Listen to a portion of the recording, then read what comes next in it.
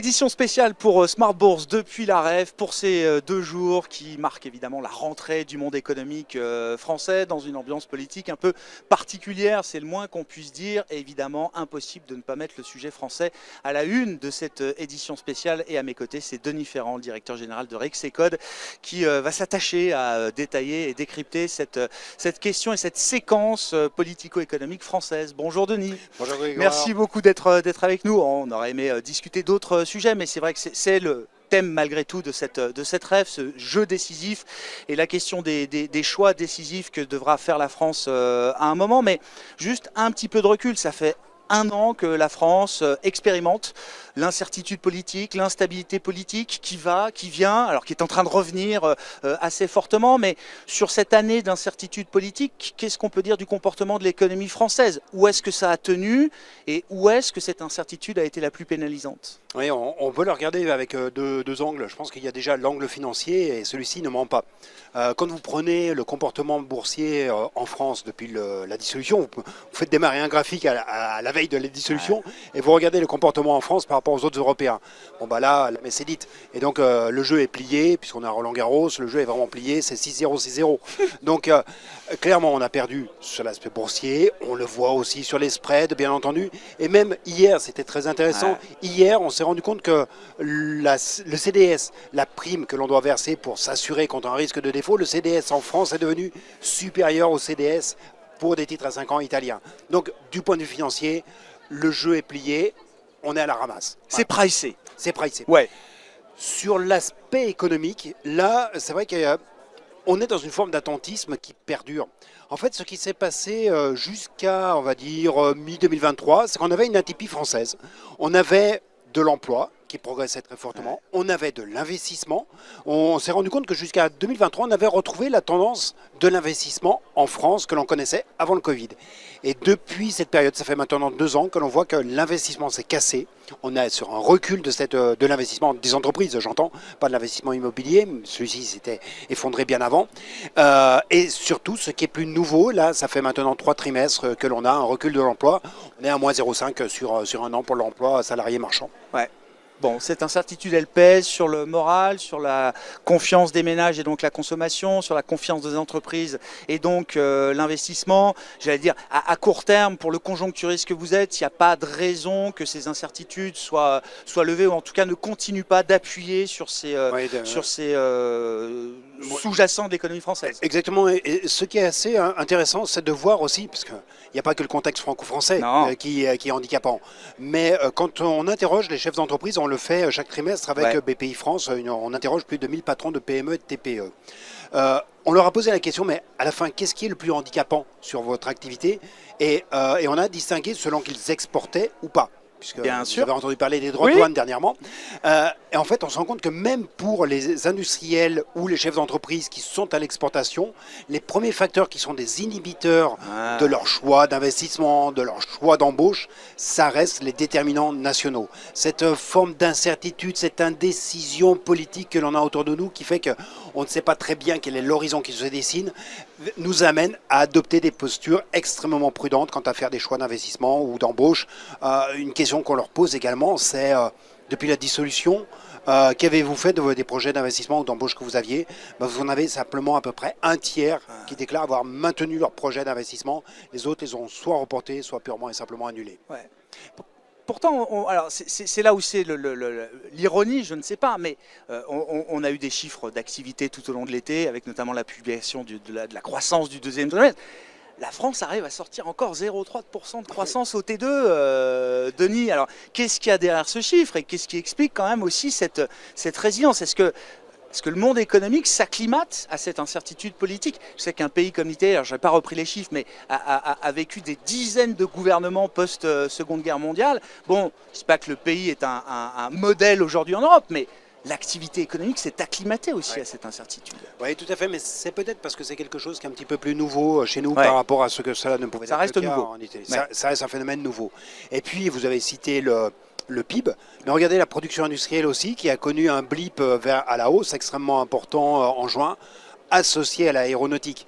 En fait, je pense qu'il faut aussi, on est dans un moment qui est très particulier, où il faut bien distinguer les secteurs les uns par rapport aux autres. Vous en avez encore certains qui sont sur des cycles très longs, type l'aéronautique et qui est plutôt le vent en poupe. Avec encore le rattrapage des effets Covid, c'est ce que j'ai compris dans ce secteur. Le rattrapage n'est pas complètement terminé pour un secteur comme l'aéro. Et en revanche, vous avez à côté de ça des secteurs qui étaient quand même des points extrêmement forts, type la cosmétique, type la beauté, qui se trouvent désormais attaqués à la fois par l'aspect des droits de douane et la baisse des importations américaines depuis la France, mais également par des nouvelles concurrences qui sont émergées, pas seulement chinoises, mais également sud-coréennes. Enfin, on voit qu'il y a des déterminants sectoriels qui commencent aussi à jouer. Au total, c'est vrai qu'il y a une forme de divorce entre le sentiment et les chiffres macro.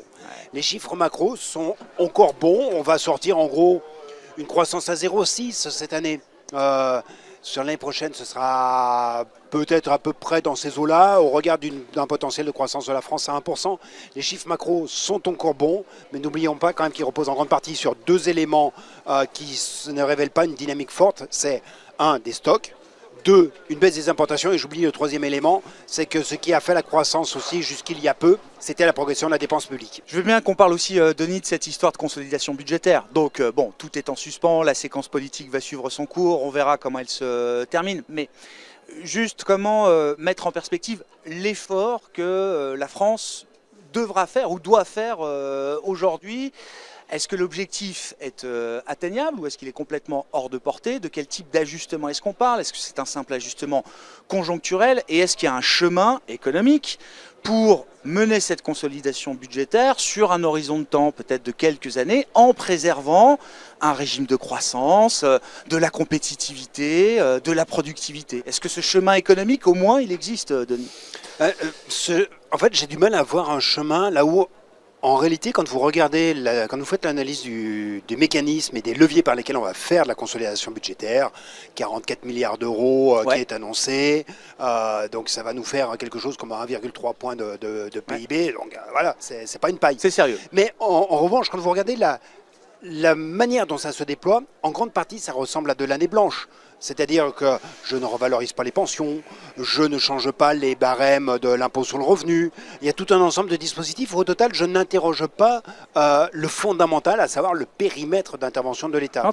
Donc, ce n'est pas véritablement une consolidation, c'est un pilotage comptable du budget. Et ça n'est pas, d'une certaine manière, un choix qui est véritablement assumé.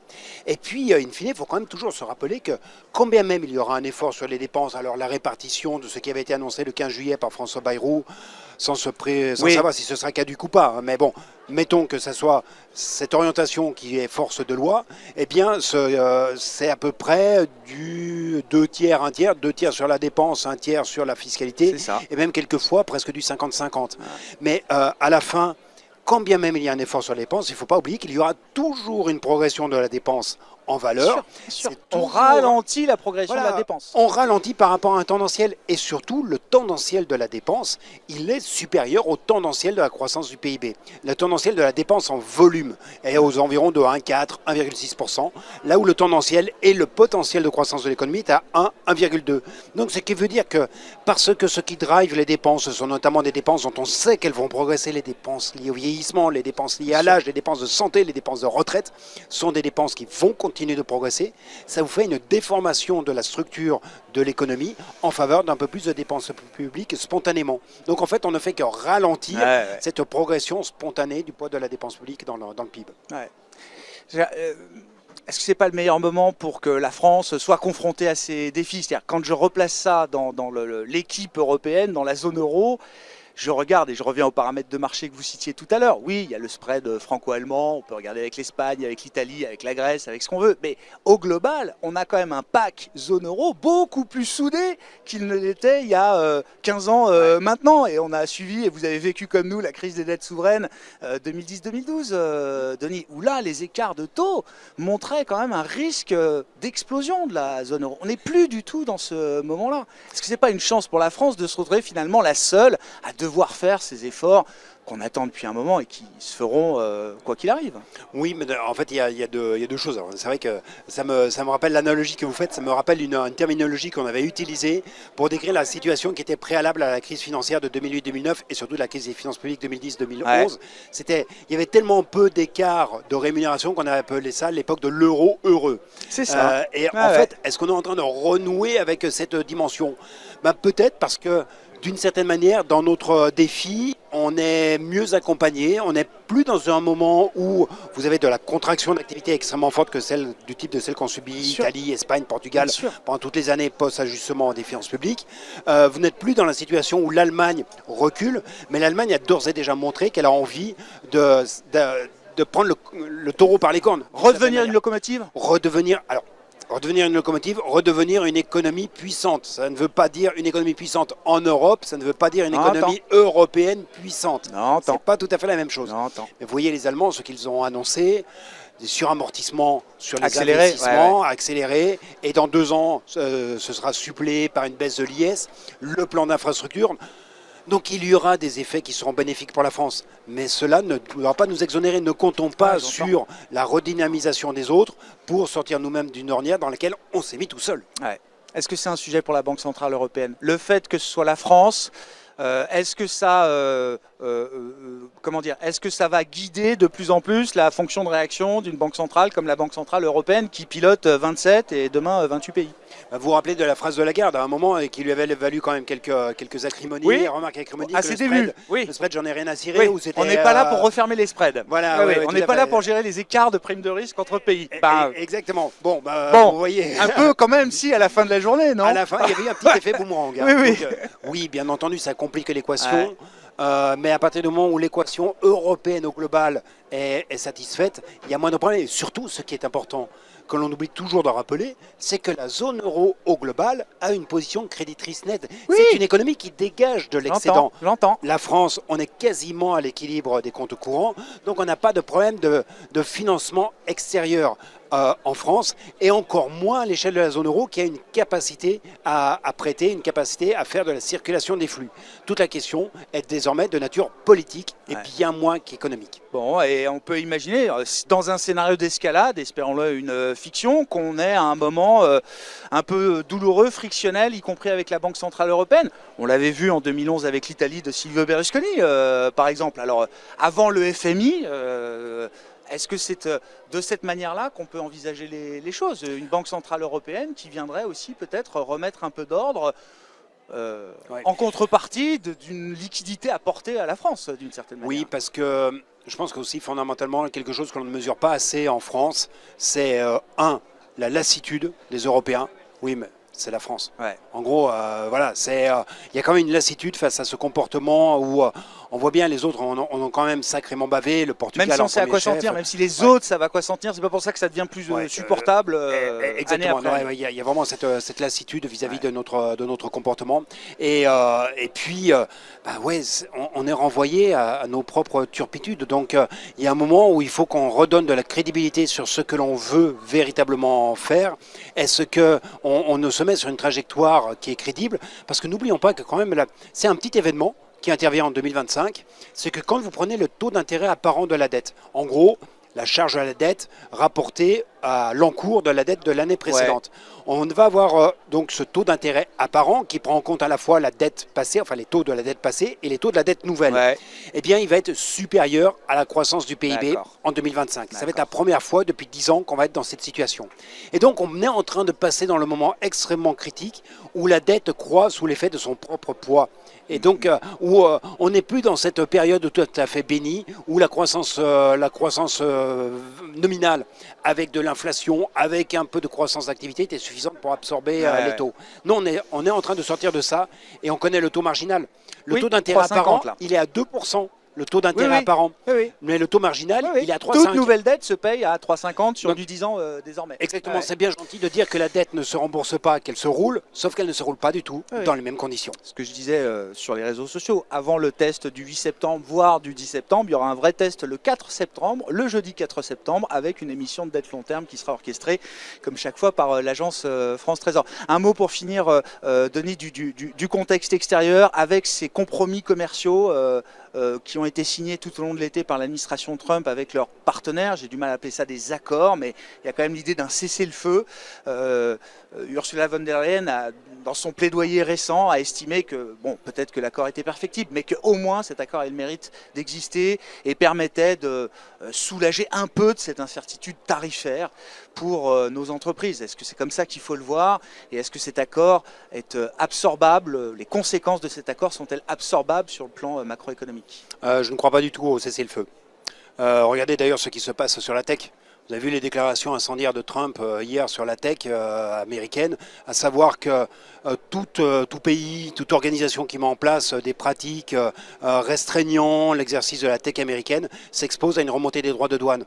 En réalité, on a montré plutôt notre faiblesse et donc on a plutôt prêté, on a pris une baffe sur la joue gauche et on tend en ce moment la joue droite. Et donc Trump a clairement dit... C'est une ligne de front qui s'éteint pour qu'une autre s'ouvre. Mais bien sûr. Et en fait, le cessez-le-feu est peut-être sur les mesures générales, mais en revanche, on a montré une forme de faiblesse en n'étant pas en capacité de véritablement négocier un accord donnant-donnant, et ce faisant, eh bien, Trump, comme les Chinois, ne respecte qu'une seule parole, c'est la parole forte. Et malheureusement, nous avons plutôt une parole faible et qui nous expose à ce que le cessez-le-feu ne soit que jamais qu'un cessez-le-feu et certainement pas un armistice. Merci beaucoup Denis. Denis Ferrand qui était avec nous à l'occasion de cette édition spéciale de Smart Bourse depuis la REF, le directeur général de Rexecode. Aussi un mot Denis, là en fin de semaine, donc c'est le front économique, c'est ça? Rexecode participe donc à un front économique. C'est quoi l'objectif de ce collectif, de cette initiative Denis? Le front économique, c'est une initiative qui est partie notamment de Patrick Martin qui a demandé à des économistes et à des chefs d'entreprise c'est bien que les deux mondes se parlent. Mais justement, de faire cette confluence de mondes qui ne se parlent pas forcément très bien. Quelles sont les mesures qu'ils envisagent être fondamentales pour se redonner un peu d'aspiration, pour se redonner un espace de croissance? Et donc, ça a été lancé il y a un an de cela. Cela s'est traduit par la formation de 7 groupes de travail sur des thèmes comment innover, comment travailler plus, quelle politique de transferts sociaux, quelle fiscalité, tout un ensemble de thèmes qui ont été balayés. Il en est ressorti un certain nombre de propositions. Et les premiers résultats arrivent alors? Les premiers résultats arrivent, ils seront présentés vendredi par le président du MEDEF dans les locaux d'une très belle institution qui s'appelle Rexecode. Merci beaucoup Denis Ferrand qui était avec nous à l'occasion de cette édition spéciale depuis la REF à Roland-Garros.